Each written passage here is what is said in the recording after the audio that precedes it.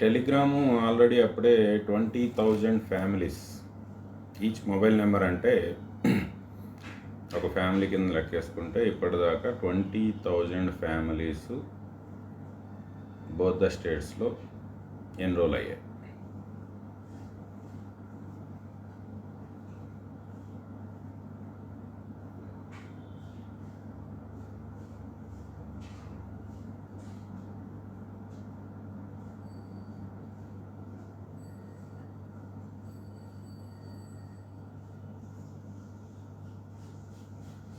తెలంగాణ కొంచెం స్లో ఉందండి. 7,800 తెలంగాణ నుంచి 7,800 ఫ్యామిలీస్ ఎన్రోల్ అయ్యాయి టెలిగ్రామ్ కోవిడ్ కేర్లో సేవలు కావాలి అని చెప్పి.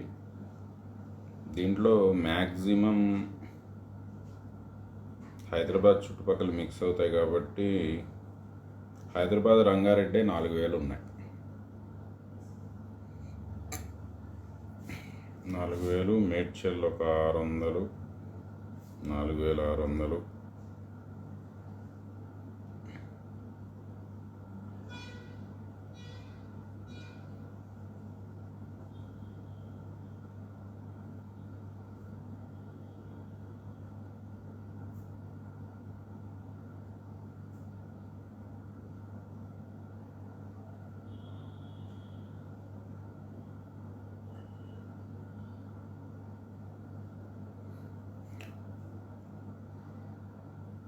ఎనిమిది వేలలో ఒక 5,000 హైదరాబాద్ సరౌండింగ్స్ ఉన్నాయండి. రూరల్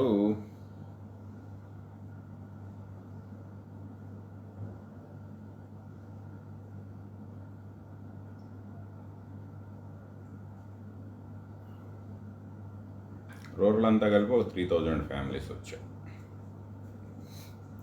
ఇక్కడ సార్ స్వార్థపరులు ఎక్కువైపోయినట్టున్నారు. లింక్స్ పాపం షేర్ చేయట్లేదు ఒకటి. రెండోది, ఈ టెలిగ్రామ్ యాప్ అందరి దగ్గర ఉండదు. వాళ్ళకి దయచేసి చెప్పండి, వాట్సాప్ ఎలాగో టెలిగ్రామ్ కూడా అలాగే. మనం మొబైల్ కొనుక్కోగానే వాట్సాప్ వేసి ఇవ్వరు కదా వాళ్ళు.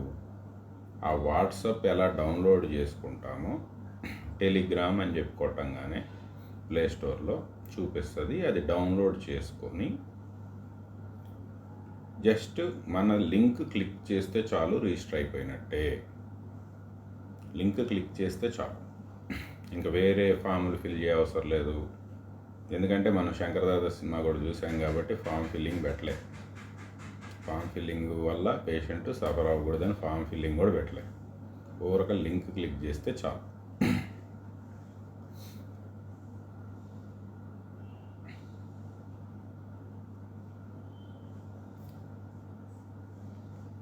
ఓకే, ఇప్పటి వరకు అయితే 20,000 అంటే ఒక 80,000. సరే, ఇంకా టైం ఉంది కాబట్టి maybe it reach up to ఓ 50,000 అయితే రీచ్ అవుతుందో. 2 లక్షలు మనం సెర్వ్ చేయాల్సి ఉంటుందని క్యాలిక్యులేషన్స్ మేము వేసుకుంటున్నాం. చూద్దాం ఇంకా పెరుగుతాయో లేదో, ఎందుకంటే ఈరోజు ఆల్రెడీ 20th అయిపోయింది. మనం ఐ థింక్ 24th దాకా ఏం టైం ఇచ్చినట్టు.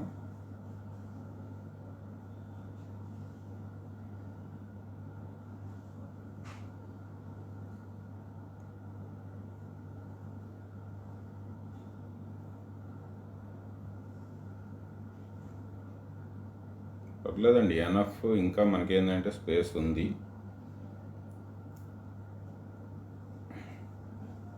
ఆల్మోస్ట్ 6,000 దాకా వాలంటీర్ ఎన్రోల్మెంట్ ఉంది మన గూగుల్ లింక్లో. 6,000 ఓకే, 2 లక్షలు అయినా కానీ లేదు, ఒక 50,000 ఫ్యామిలీలైనా 10 మందిని చూస్తే సరిపోతుంది. 10 ఫ్యామిలీలు అటాచ్ చేస్తే సరిపోతుంది. ఓకే, సర్వీస్ ఇంకా నీట్గా ఇవ్వచ్చు.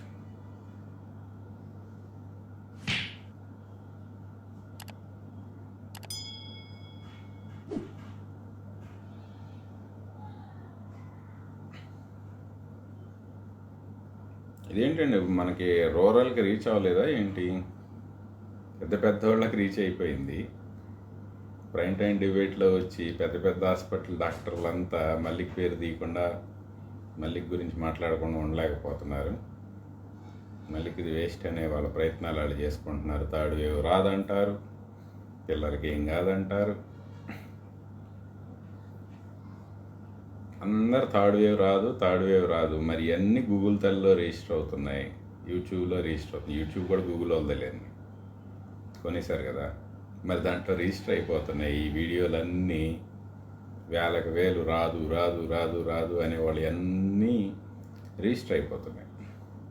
మరి గూగుల్ తల్లిని ఇలా అడగగానే అలా ముందు పెట్టేస్తే మరి ఆ రోజు సరే పెద్దమ్మ తల్లి వల్ల రాకపోతే మంచిదే, కానీ వస్తే వీళ్ళందరూ తలకాయలు తీసుకెళ్ళి ఎక్కడ పెట్టుకుంటారు?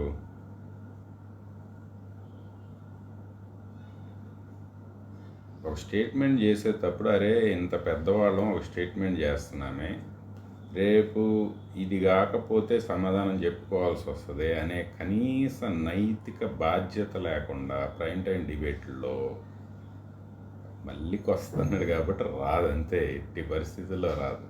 ఎట్టొస్తుందో చూస్తాం. సరే రాకపోతే మంచిదే.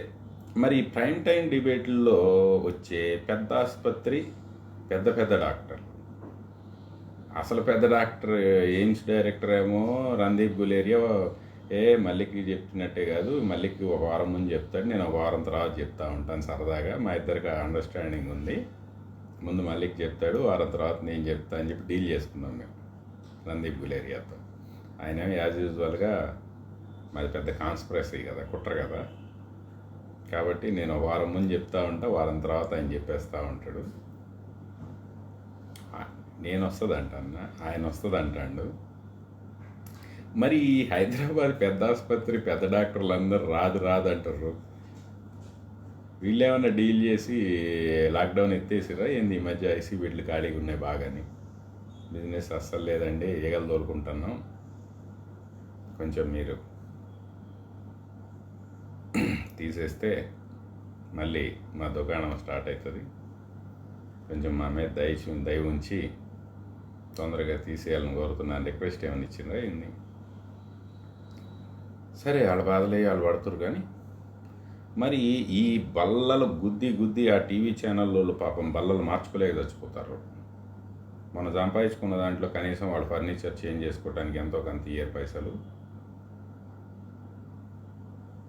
రెండోది, ఈ రాదు అని చెప్పేవాడు రేపు కర్మగాలి వస్తే వీళ్ళ హాస్పిటల్లో ఫ్రీ ట్రీట్మెంట్ చేస్తారా? ఫ్రీ ట్రీట్మెంట్ చేస్తాం మేమని రాసిమని, మందులు మేము బయట కొనుక్కొచ్చుకుంటాం, ఆక్సిజన్కి ఎంత ఖర్చు అవుతుందో క్యాల్కులేట్ చేసి పే చేస్తాం. వీళ్ళ హాస్పిటల్ ఒక 3 నెలల పాటు, థర్డ్ వేవ్ అంటే ఒక 3 నెలలు ఉంటుంది కదా, ఆ 3 నెలల పాటు ఫ్రీ సర్వీస్ చేస్తారా వస్తే? రాకపోతే మంచిదే, మీ దుకాణం మీది, మా దుకాణం మాది.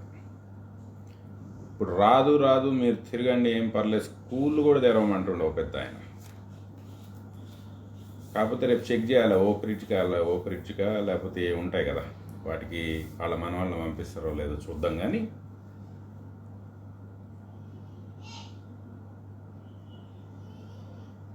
ఈ రాదు అనే పెద్ద ఆసుపత్రి పెద్ద డాక్టర్లు అందరూ వస్తే మా హాస్పిటల్లో ఫ్రీ ట్రీట్మెంట్ రాబాయి మీకు భరోసా అని ఇస్తారా వీళ్ళు?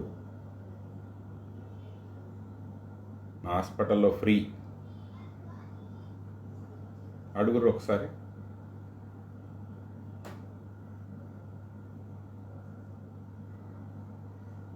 లారీలు దోలుకురు గారండి, పైసలు కట్టలు లారీలు దోలుకున్నారుగా, ఇంకా ఆశ అవ్వలేదు మీకు? ఏం చేసుకుంటారు? అయిపోయిందిగా వయసు అయిపోయింది. వేరియంట్ తగలకపోతే ఇంకో 10 ఏళ్ళు, తగిలితే ఈ సంవత్సరమే, సరైన వేరియంట్ తగిలితే ఈ సంవత్సరమే, తగలకపోతే ఇంకో 10 ఏళ్ళు, 20 ఏళ్ళు. ఎందుకు ఇంకా ఆశ అవ్వకపోతే ఎట్లా మీకు?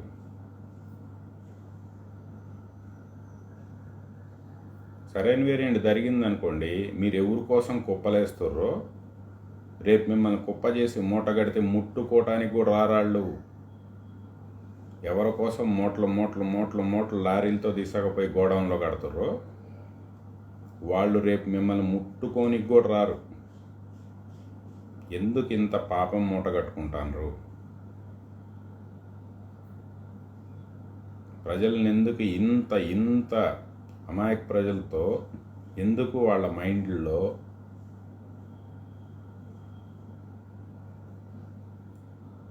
పిచ్చోళ్ళ మాటలు నమ్మొద్దంట. పిచ్చోళ్ళ మాటలు నమ్మొద్దా? మీరు జనాన్ని పిచ్చోళ్ళ చేస్తుర్రా? సార్ జీవితంలో ఎన్నో మంచి పనులు చేస్తారు, మంచి పేరు తెచ్చుకున్నారు, చాలా గొప్ప పేరు తెచ్చుకున్నారు. ఎందుకు ఈ టైంలో ఇంత షార్ట్ స్పాన్లో ఎందుకు ఆ పేరు పోగొట్టుకుంటున్నారు?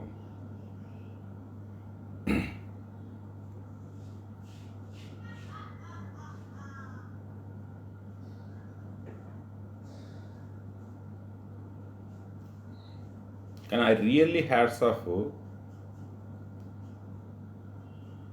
శాంత బయోటెక్ ఉన్నారు కదండి, ఆ సార్ రియల్ హ్యూమన్ బీయింగ్. ఉన్నది ఉన్నట్టు బల్ల గుద్ది చెప్తారు, ఏం భయం లేదు. శాంతా బయోటెక్ వరప్రసాద్ గారు, ఐ రియల్లీ హ్యాట్స్ ఆఫ్. నేర్చుకోండి సార్ ఆయన చూసి కొంచెం. ఆయన లైఫ్ సార్థకమైంది. ఆయన లైఫ్ ఆయన కంటే గొప్ప సైంటిస్టులా మీరు? ఆయన కంటే గొప్ప గొప్ప మేధావులా మీరు? కనీసం శాంతా బయోటెక్ వరప్రసాద్ గారిని చూసైనా నేర్చుకోండి.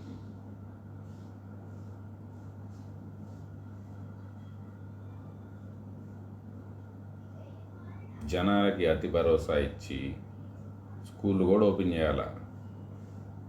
నేను కాలిస్తున్నా, ఏం పర్లేదు, కొంపలేం మునిగిపోవు 3 నెలలు బడికి పోకపోతే.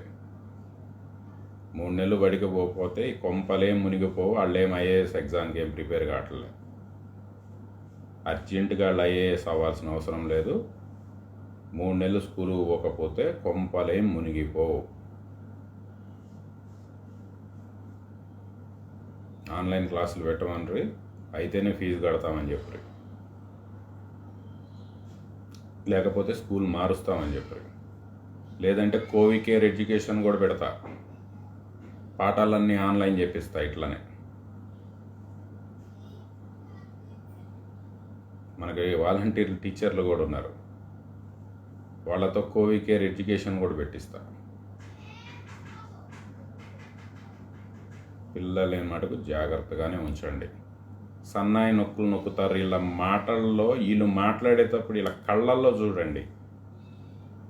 వీళ్ళ కళ్ళల్లోకి కానీ చూస్తే ఒక్కడు కూడా నిజం చెప్తలేదని తెలిపోతుంది. ఒక్కడు కూడా నిజం చెప్పట్లే.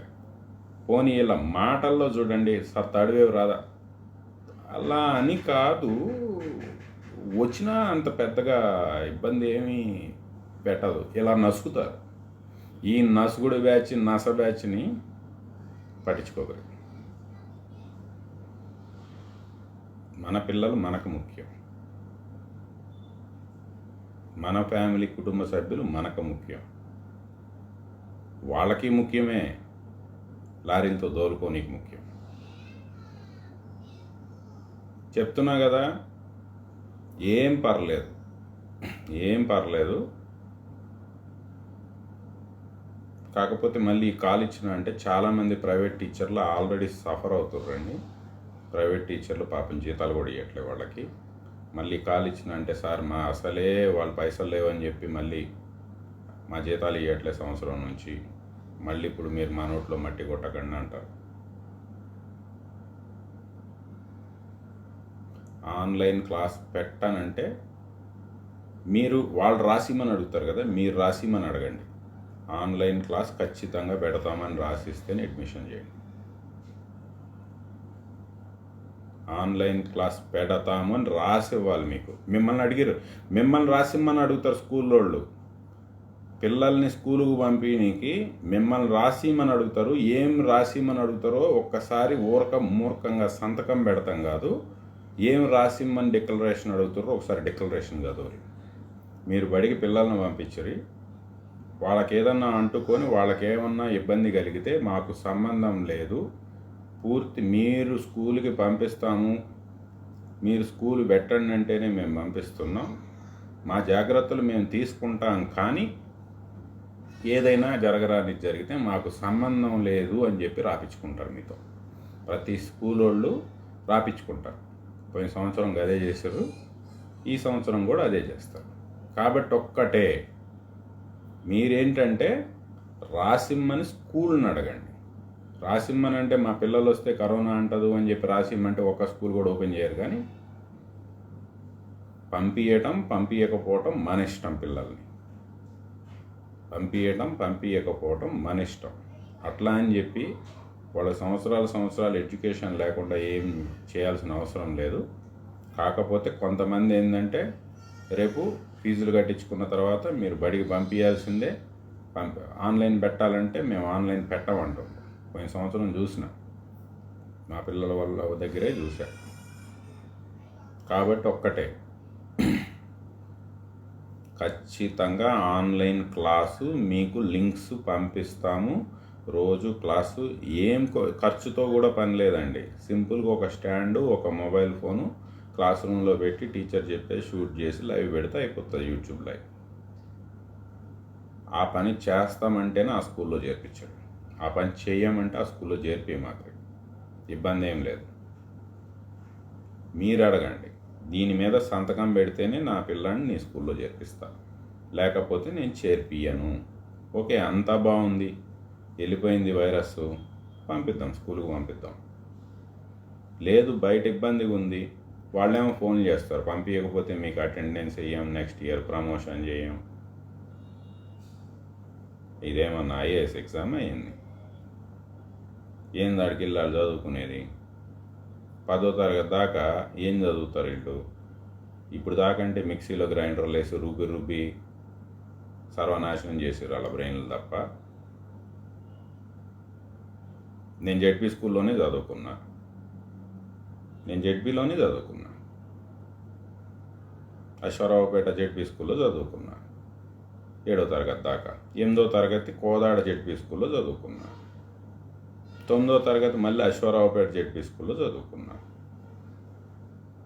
10వ తరగతి రామకృష్ణ స్కూల్ అని చెప్పి కోదాడలో చదువుకున్నా.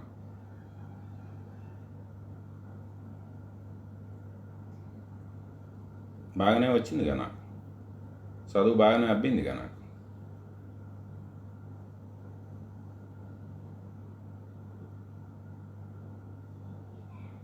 Diploma Guntur government institute of textile technology, world bank aided, government polytechnic కాలేజీలో చదువుకున్నా. ఇంజనీరింగ్ అంటే ఇంకా ఎక్కువ అన్నీ ప్రైవేట్ కాలేజీలే వచ్చినాయి కాబట్టి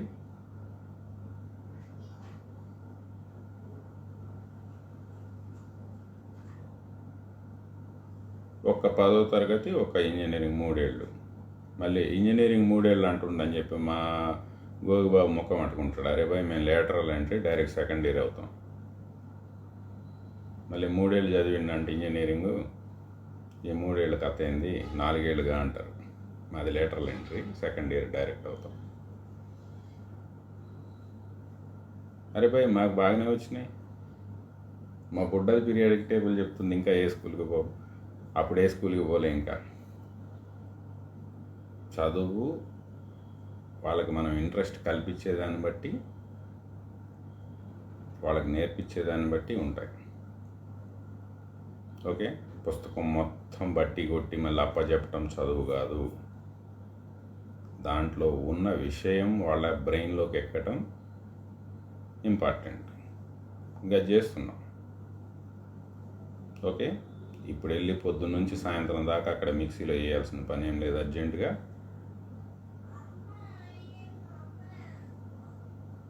ఉంటే కదా ఐఏఎస్ ఐపీఎస్ అయ్యేది.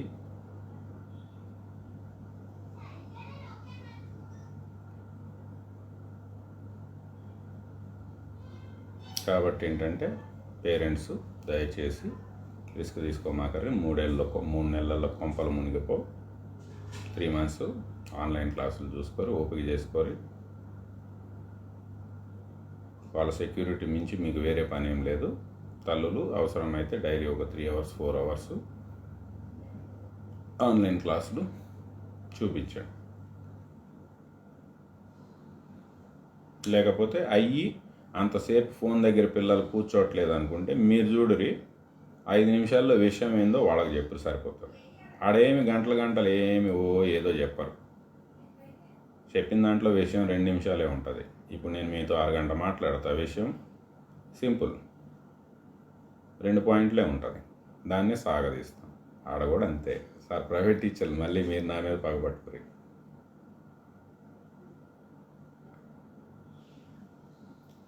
ఓకే, 3 నెలలు మటుకు రిస్క్ తీసుకోవద్దు. ఎవరైనా చెప్పినా వినొద్దు.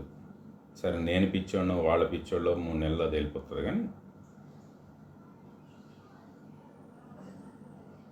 అది స్కూలు రేపు నుంచి లాక్డౌన్ ఓపెన్ అవుతుంది కదా. ఓకే, లాక్డౌన్ ఓపెనా క్లోజా డజంట్ మ్యాటర్ అండి. ఇప్పుడు ఏడుంది లాక్డౌన్? నిన్న ఉన్నదా? ఎక్కడ వాళ్ళు అక్కడ తిరుగుతూనే ఉన్నారు. ఇలా మార్కెట్కి వెళ్ళి మటన్ తెచ్చుకోలే, చేపల మార్కెట్కి వెళ్ళి చేపలు తెచ్చుకోలే. ఏడుంది లాక్డౌన్? కాకపోతే పేరుకు తీసేస్తారు అంతే. కాకపోతే సిగ్నిఫికెంట్ చేంజ్ ఏమొస్తుందంటే పిల్లలు స్కూల్కి వెళ్ళటం అనేది వస్తుంది. దాంట్లో మటుకు ఎట్టి పరిస్థితుల్లో రిస్క్ తీసుకోమాకండి. ఎందుకంటే మంచి బిజినెస్ అవుతుంది వాళ్ళకి. ఎందుకంటే ఇప్పుడు ఓల్డ్ ఏజ్ వాళ్ళు అనుకోండి, ఆలోచిస్తాం, అరే ఇప్పుడు ఒక ఆస్తి ఉన్నది మనకు, ఒక కష్టపడి సంవత్సరాలు కష్టపడి ఒక 25 ఏళ్ళు కష్టపడి ఒక ఇల్లు కట్టుకున్నాం, ఒక ఫ్లాట్ కొనుక్కొని ఒక ఇల్లు కట్టుకున్నాం. అప్పుడు సరే ఇవాళ ఫాదర్స్ డే నాన్నకు వచ్చింది. నాన్నకు ఒక 30 లక్షలు 40 లక్షలు అవుతుంది. నాన్న అంటాడు, అరే ఎందుకురా, దునియా చూసిన అయిపోయింది, దునియా మొత్తం కష్టపడితే ఈ ఇల్లు నిలబెట్టిన, ఇవాళ కాకపోతే ఇంకొక 5 సంవత్సరాలకో 10 సంవత్సరాలకో వెళ్ళిపోతా, నా కోసం జీవితం అంతా మళ్ళీ నువ్వు ఈ ఇల్లు కట్టుకోనికి మళ్ళీ కష్టపడాల్సిన అవసరం లేదు, కాబట్టి అది అమ్మకు అని చెప్తాడు. ఒకవేళ ఓష్లో ఉంటే, నా ప్రాణం నిలబెట్టనీకి అది అమ్మకు అని చెప్తాడు. వీళ్ళు అమ్మేలా ఆలోచిస్తున్నారు అంటే ఆక్సిజన్ పీకేసుకొని అరగంటలో చచ్చిపోయిన వాళ్ళని కూడా చూసినాను. వీళ్ళు ఎక్కడ డబ్బులు ఖర్చు పెడుతున్నారు నా కోసం పెద్ద హాస్పిటల్లో చెప్పి. ఇదివరకు నేను ఆల్రెడీ టీవీలో చూసిన 1,00,000 రోజు తీసుకుంటున్నంట. ఇప్పటికే నేను వచ్చి 4-5 రోజులు అవుతుంది. వీడు మొత్తం అమ్మేస్తున్నట్టుండి కొడుకు, లేకపోతే కూతురు మొత్తం అమ్మేస్తున్నట్టుంది అని చెప్పి ఆక్సిజన్ పీకేసుకొని ఇట్స్ లైక్ సూసైడ్ అన్నమాట. It's like suicide, self suicide. ఇట్లా చేసుకున్న చాలామంది తల్లిదండ్రులు నేను చూశాను. ఆక్సిజన్ పడిపోగానే మామూలు హాస్పిటల్కి తీసుకెళ్ళంగానే ఆ 4 రోజులు పెట్టించుకుంటారు. ఆ తర్వాత ఆక్సిజన్ ఇంకా డ్రాప్ అయిపోతుంది. ఇంకా డ్రాప్ అయిపోయినప్పుడు హాస్పిటల్ షిఫ్ట్ చేసామంటే వాళ్ళకి తెలియదు పాపం ఎక్కడికి తీసుకెళ్తున్నారు ఏంటి, ఇవన్నీ అబ్జర్వ్ చేసే పరిస్థితిలో వాళ్ళు ఉండాలి. కానీ వాళ్ళకి మటుకు సెన్స్ ఒక్కటి చెప్తుంది, అరే ఒక హాస్పిటల్ నుంచి ఇంకో హాస్పిటల్కి షిఫ్ట్ చేసిండ్రంటే ఖచ్చితంగా వీళ్ళు పెద్ద హాస్పిటల్కి, ఇంకా కాస్ట్లీ హాస్పిటల్కి షిఫ్ట్ చేశారు నన్ను. ఇదివరకు ఈ కాస్ట్లీ హాస్పిటల్ రోజుకి 1,50,000 నుంచి 2 లక్షలు ఖర్చు అవుద్దని చెప్పి ఉన్నాం. అంటే నేను ఇంకో 10 రోజులు 15 రోజులు ఈ హాస్పిటల్లో ఉంటే నా కొడుకు అన్నీ అమ్మకు వచ్చి పెడతాడు, లేకపోతే నా కూతురు అన్నీ అమ్మకు వచ్చి పెడుతుంది, వాళ్ళకేం మిగలట్లేదని ఆక్సిజన్ పీకేసుకొని సూసైడ్ చేసుకున్న వాళ్ళని చాలామందిని చూశాను. మరి రేపు చిన్నపిల్లలకి ఇబ్బంది వస్తే చెప్పే కదా, ఆస్తులే కాదు తల్లిదండ్రుల అవయవాలమ్మటానికి కూడా ఆలోచించరు. చిన్నపిల్లలకి ఇబ్బంది వస్తుంది అంటే వాళ్ళ ప్రాణాలు నిలబెట్టడానికి ఆస్తులే కాదు అవయవాలు అమ్ముకొని కూడా వాళ్ళని కాపాడుకునే ప్రయత్నం చేసే పరిస్థితి ఉంటుంది. కాబట్టి ఏంటంటే అంత దాకా వెళ్ళవసరం లేదు, ఏం పర్లేదు చూద్దాం, సరే వాళ్ళు రాదంటారు నేను వస్తుందంట, వస్తుందో రాదో 3 నెలల్లో తేలిపోతుంది కదా. 3 నెలల్లో తేలిపోతుంది. ఒక్క 3 నెలలు, సంవత్సరం 6 నెలలు చూసినాం, ఒక 3 నెలలు సరే మీ పని మీరు బయటకు వెళ్ళి చేసుకోవాలి. కొంచెం ఇంటికి వచ్చేటప్పుడు బయటనే hydrogen peroxide total top to bottom spray చేసుకొని రండి. టాప్ టు బాటమ్ స్ప్రే చేసుకొని రండి. ఇంట్లో ఉన్న ఓల్డ్ ఏజ్ పీపుల్కి, పిల్లలకి అవసరమైతే కొంచెం దూరంగా ఉండండి, స్పెసిఫిక్గా బయటికి వెళ్ళేవాళ్ళు. లేకపోతే ఒక 3 నెలలు వేరే రూమ్లో ఉండరు మీరు, పిల్లలు టచ్ అవ్వకుండా.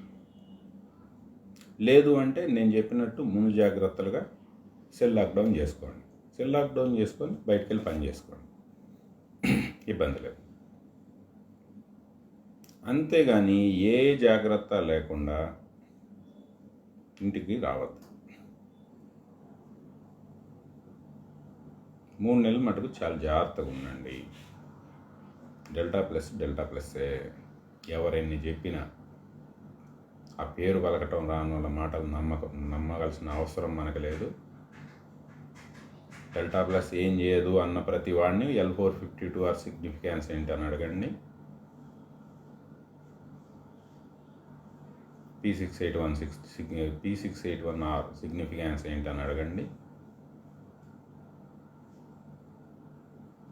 ఇవి రెండిటికి వాళ్ళ దగ్గర ఉన్న పేపర్ లింకులు షేర్ చేయమనండి.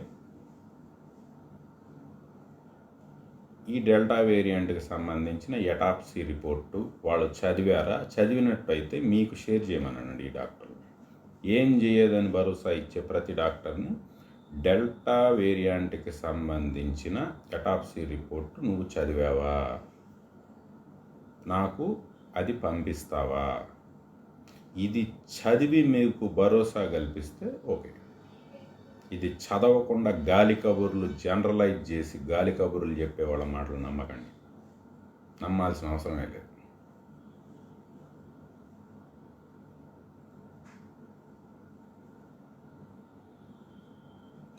ఎందుకంటే మరీ ఎక్కువ నేను భయపెట్టను, ఎందుకంటే తప్పట్లేదు. కేసులకు భయపడేమి ఇప్పుడేమి మిమ్మల్ని భయపెడతాం తగ్గించాను అనుకోమాకండి, అవన్నీ డోంట్ కేర్. కానీ లేదు మీలో కూడా, ఎందుకంటే మళ్ళీ మీరు ఇవన్నీ వెనకాడ నుంచి నైట్ నిద్రపోకుండా అన్నీ ఆలోచించడం అవసరం ఏం లేదు. Okay, you are under covicare కవర్లో మీరు ఉన్నంత వరకు ఎవరు భయపడాల్సిన అవసరమే లేదు. Whatever the variant will handle, no problem. ఏ వేరియంట్ అయినా సెట్ చేస్తాం కోవికేర్లో.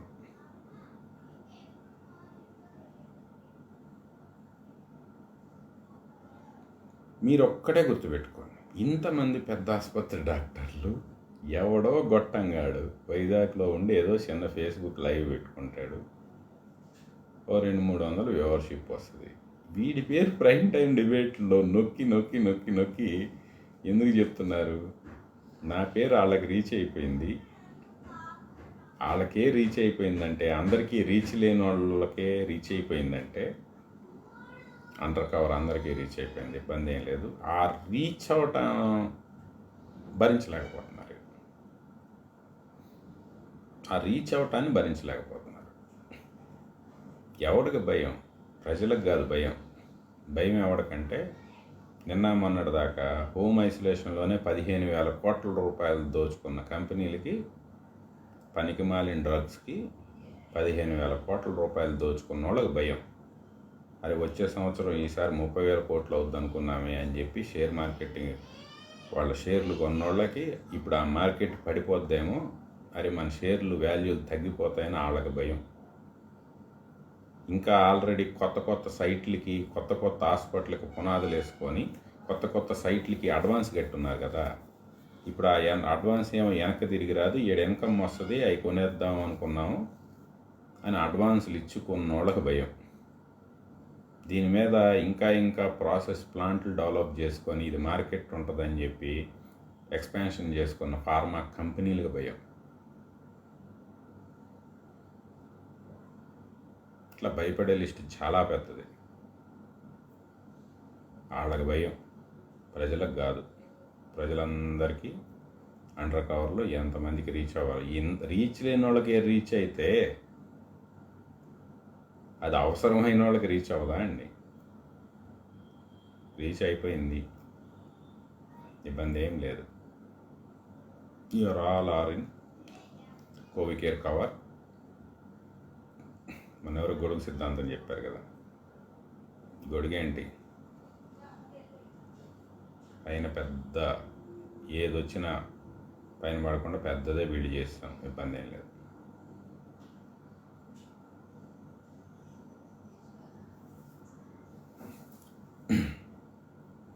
Sir my idea is to please RGV గారితో అపాయింట్మెంట్ తీసుకొని వెళ్ళి కేసీఆర్ గారిని కలవండి. సార్ మాకంటే ముందు వేరే వాళ్ళు అపాయింట్మెంట్ తీసుకున్నారు, వాళ్ళ పన్నాలు కంప్లీట్ చేసుకున్నారు, ఇబ్బంది ఏం లేదు.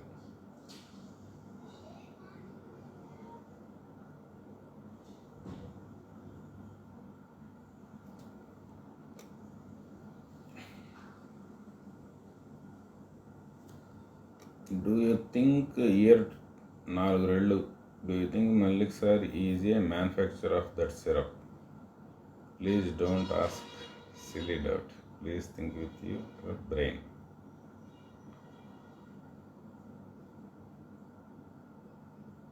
అదేంటండి 2022 వరకు సిరప్ మల్లిక్ గారు మ్యానుఫ్యాక్చర్ చేస్తారా? చేసేవాడిని అయితే ఇప్పుడే చేసేవాడిని కదా సార్.